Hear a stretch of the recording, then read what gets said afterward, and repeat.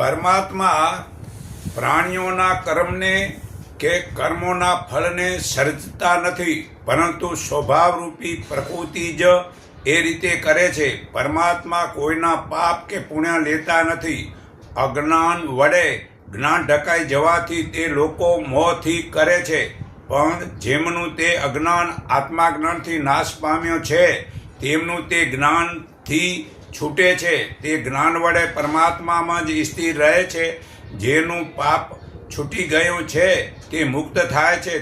તેવા જ્ઞાનીઓ પ્રાણીઓમાં, બ્રાહ્મણમાં, ગાયમાં, હાથીમાં, કૂતરામાં તથા ચંડાળમાં સમાન દ્રષ્ટિ રાખે છે. તે પરમાત્માને પામે છે. તે પરમાત્મામાં રહેલા જ્ઞાની પ્રિય વસ્તુને પ્રાપ્ત કરી હર્ષ કરતો નથી અને ખોટી વસ્તુ પામીને દુઃખી થતો નથી. જે બહારના વિષયોમાં અજ્ઞાની જે મનમાં સુખ મેળવે છે તે કરતાં અનંત ગણા સુખને પરમાત્મામાં જોડાયેલો મનુષ્ય પણ અનુભવે છે.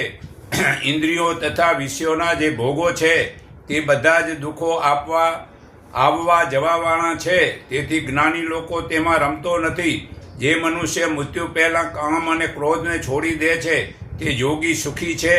જે યોગી મનમાં જે સુખ અને પ્રસન્નતાથી જ્ઞાનનો પ્રકાશને અનુભવે છે તે પરમાત્માને પામે છે. ગીતા અધ્યાય 5 શ્લોક 24 જેનું પાપ પુણ્ય મેલ નાશ પામ્યો છે, જેની શંકા મટી છે અને જે સર્વ પ્રાણીઓના હિતમાં રહે છે તે પરમાત્માને પામે છે.